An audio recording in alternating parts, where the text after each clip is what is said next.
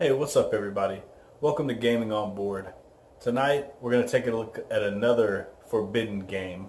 Last time we were on an island and it was sinking. This time we've crash landed in the desert and our machine parts have strayed all over the sand, so we're going to have to dig them up, put the ship back together, and the whole time there's a storm going all through the desert, shifting everything around and burying everything in sand. So we're looking at Forbidden Desert. That's another great game by Game Right. And let's go down to the table, take a look at the components, and see how it plays. Okay, so here we have a two-player game of Forbidden Desert set up. I went ahead and placed all the tiles out in a 5x5 grid with a hole in the middle. Just remember that the hole is always where the storm is. So wherever there's no tile, that's the storm. And then it just so happens that our crash site ended up right next to the storm. So all the ponds start on the crash site. And you can tell it's a crash site because it literally has a crash site on there with the icon with all the ponds. And then they all have this symbol which indicates north. So all the north, they should all have the north, the compass on the top left. Alright, then another part of setup, what you'll do is you'll look at all these tiles and get familiar with them, shuffle them up, and then put them all face down with the sand side up. Then you'll place 8 sand tiles like so in a diamond shape all the way around. So those areas start with a layer of sand already on them. And if you'll notice, some of these tiles have a little water drop in the bottom right hand corner. That means there's possibly water there. In the game, there's certain cards that'll come up that say the sun beats down, and each explorer, well, this is the explorer, but each character has generally 4 water in their cantina. See the little canteen, not the cantina. But see this canteen here, and this shows how much water you have in your canteen. So when the sun beats down cards come up, you lose a water. But if you get on one of these tiles and you flip it over and there's water there, then you increase your canteen level by 2, whoever's on that tile. So it's a good strategy to make sure that when you do flip one of these tiles over, as many people are on it as possible, or at least people that need water, because you can never have more than what you start with. Another thing about water is if you're on the same spot as somebody, you can share your water. So if white was down to 2 and we're both on the same tile, I could take mine down to 2 and white's would go from 2 back up to 4. So that's how you share water with people who are on the same tile as you. And of course, if you ever have to drink water and it goes down to this point, then you're dead and you've all lost the game. So this is another cooperative game. The point is to find all 4 of these machine parts and put them back on the ship. And they do all actually fit on here.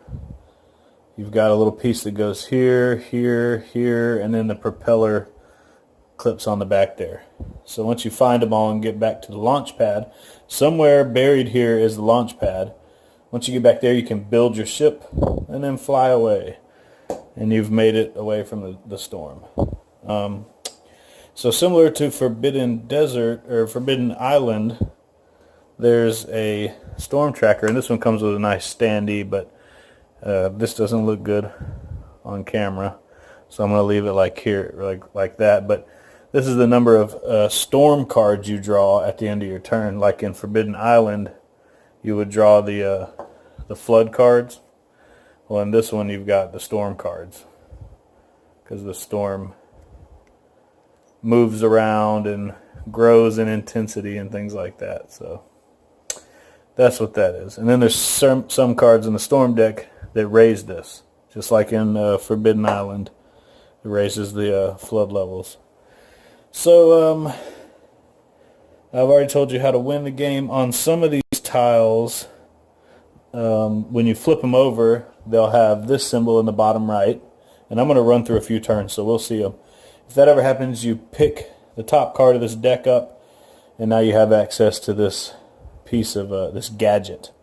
So this one says peek under any unexcavated tile, which is important because you're trying to find those missing pieces. So I'll just shuffle that back in. But if you ever excavate a tile and you see this symbol in the bottom right hand corner, you get to pick up a gadget from here. Alright, there are 4 actions you can do. You can move orthogonally, so up, down, left, and right. You can dig, which is remove a sand tile from any tile that you're on, or orthogonally adjacent. So you could dig here, dig here, dig here, or the one you're on. The Explorer just so happens to be able to move and dig diagonally. And the Dune Blaster is a gadget that lets you remove all sand tiles from one tile. And he can do that diagonally as well. So like I said, you can move up, down, left, right. You can dig up, down, left, right, or the one you're on. You can excavate. If there are no sand tiles on the tile that you're on, you can excavate it, which is flip it over, and then you'll do whatever it says on the back. And then the last thing you can do is pick up a machine part. So there's going to be tiles here that eventually will tell us where the machine part is. So you have to, once we figure out where it is, like say we flip tiles over and we've determined that this piece is right here, we have to make sure there are 0 sand tiles on it and that that tile has been excavated. So if we know it's here but there's a sand tile on it and it still hasn't been flipped over, we have to get to that tile, then remove the sand, then flip it over, then we can pick up the machine part. So that's how that works, and I'm sure we'll see some of those as we go. So those are your 4 actions. Move, dig, excavate, which means flip a tile over, or pick up a machine part.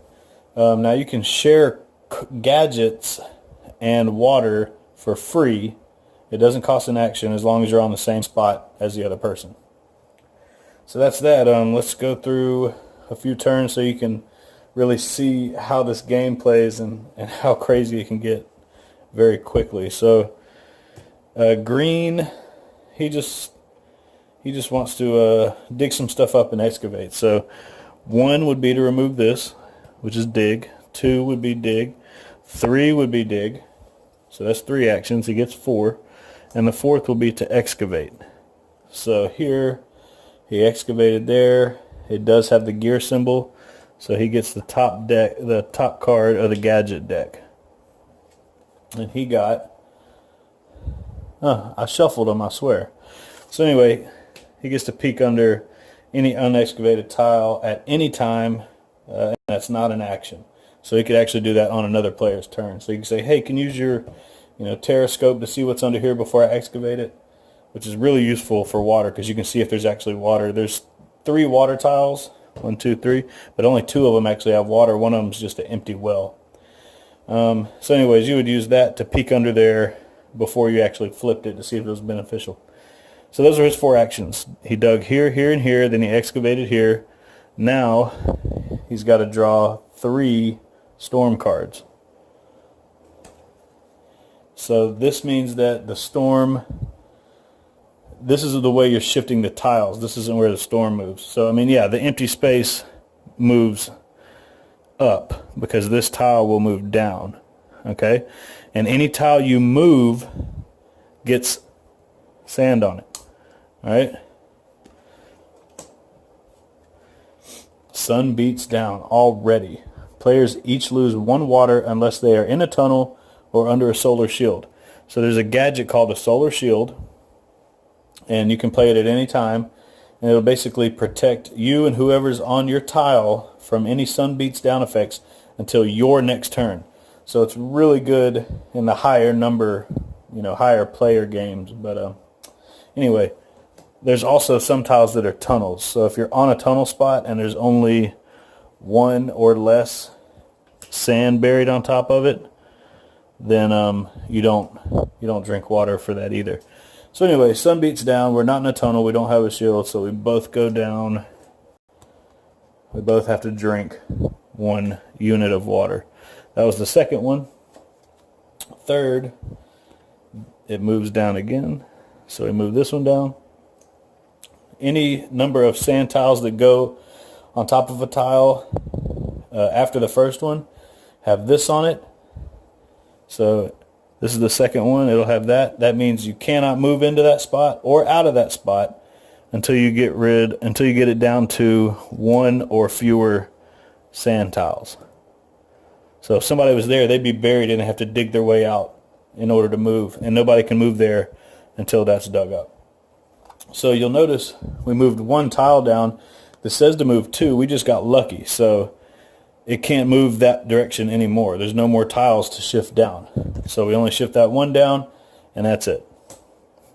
So next is white, and his player power is really complicated. But anyway, you can spend actions to draw fewer storm cards. So basically, for each action you give up, you forfeit, you draw 1 fewer storm card. So right now we're at 3 storm cards. If white was to only take 3 actions instead of 4, then we would only draw 2 storm cards instead of 3.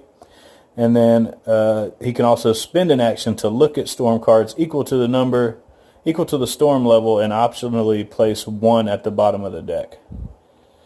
So if you play Magic at all, this is almost like a blue mage. He can manipulate the deck and stuff like that. So anyways, he can spend an action to look at the top 3 and then choose to put 1 on the bottom of the deck. So anyways, but I think what he's going to do is probably dig here, move here, dig here. That's 3. So dig, move, dig, and then he's going to excavate. Alright, so this is what I was telling you about. So this is a hint as to where the propeller is. And what this tells us is it's on this row. The propeller is somewhere on this row. Okay? Then there's going to be another one that has arrows on the top and bottom. Let's just pretend it's right here. So it's telling us that the propeller is in this column, and we know it's in this row, so where those intersect would be right here. And that's where the propeller would go, and that's where it would stay until somebody got to it and picked it up. But right now, for all we know, it could be right here. It could be on this same column. You know, we just know it's somewhere on this row. So anyway, that was White's 4th action, was to excavate that spot. Now, he will draw 3 storm cards. The storm picks up. So what this says is move the sandstorm meter up 1 tick, start drawing that amount next round. So this goes up, which is still 3. So that was the first one. Second one, the storm moves up 1, 2. This one gets its 2nd tile, so it gets the X on it. And then the last card, it moves up again.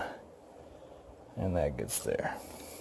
Alright, so you see as the storm's moving around, it's burying everything in its path. So next, green really wants to figure out where that propeller is. So I think he'll move here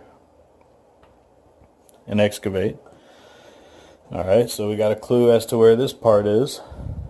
We know that this part is somewhere in this column. Alright, so that was 2. Move, excavate. Move, excavate. Alright, so we found the landing pad.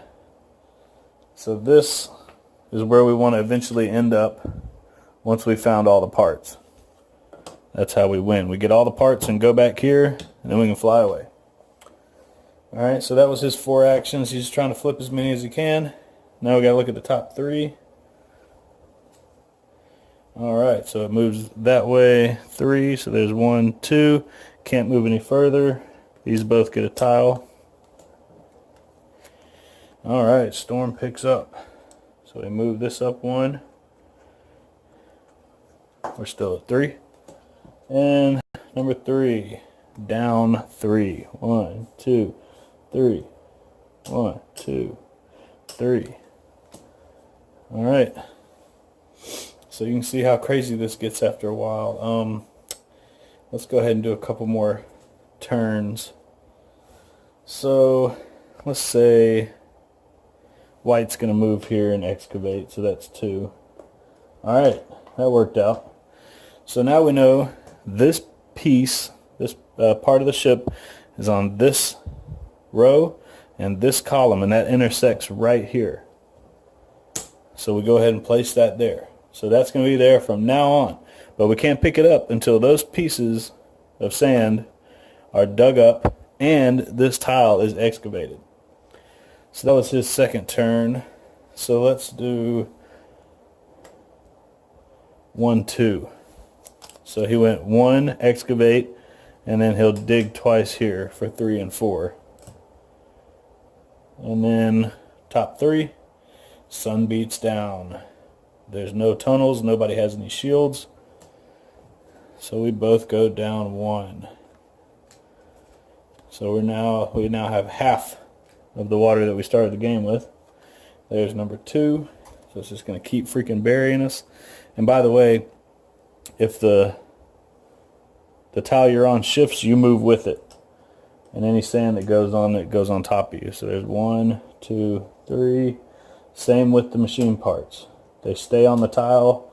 You remove the part, put the sand on, and put the part back on. Alright, and the third one. 1, 2, 3. This one gets that side, and these two already had sand on them, so they get the X's. And that's the end of white's turn. Alright, so here's the problem. All the water is here, here, and here. We have no way of getting over there. So green's going to just try to get a jetpack. And basically a jetpack lets you fly to a spot. Or he could go 1, 2, 3, and then just try to get this for himself. But it's best to have... You know, he's going to use this and peek. Yeah, he's going to use this to peek under a tile. Let's peek here. Yeah. Alright, so that's good we did that. So this water tile right here has no water. So we know to avoid this one. We just got to remember as it shifts around, that's the one we need to avoid. So now that we know there's no water there, he gets to move diagonally, so 1, he can clear sand diagonally, so 2, 3, 4. Yeah, because I know there's water here, so I'm just trying to head that way and then white can come later. So 1, okay, it moves this way. 2, we got lucky. It can't move that way anymore. 3, so this just comes right back over here, and that gets its second sand on it. Alright, so white's over here. Now white's got a choice to make. Does he want to head towards the water, or go 1, 2, move here, clear the sand, excavate, and pick up the part? I don't know. Or he could go 1, 2, 3, 4. I think that's what he should do. Okay. 1, 2, 3, 4. Or 1, 2, 3, 4. It doesn't matter. So he ends up here. Top 3. Moves this way. 2, 1, 2. These two spots are now buried. Then sun beats down. Yeah, that's a good thing that we went to the water. We're both down to 1 water. So that was the second one. And then the third one, it moves down. There we go. Alright, so now green's turn. He's going to move here, excavate. That's 2. See, there's a well. So we both get 2 water. 1 time only. You can't go back and get water later. So we both go back up to 3. That was his second action. So I think he'll go 1, 2, 3, 4. So he'll end his turn on that part. Alright. So I think I'll stop right there. But that was, I don't know, 4 or 5 turns of Forbidden Desert. You get the idea.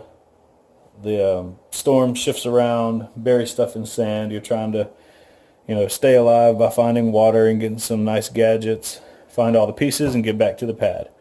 And this actually does all go together pretty well. I'll just show you what it looks like once you get everything. Propeller goes on there. I actually took some pictures of this at the park and at the beach last week or a couple weeks ago. You should check out my Instagram account. There was some pretty good pictures in the sand. So there it is, fully assembled. 1, 2, 3, 4, and yes, the propeller actually spins. There you go. And that just popped right out. Maybe that's the flux capacitor, I don't know. Anyways, I hope you enjoyed this video. Please leave comments down below. Like the video and subscribe to our channel. Also check out gamingonboard.com. We have links there to our Facebook and Instagram accounts. We do post to Instagram daily. And as always, thanks for watching and play all the games.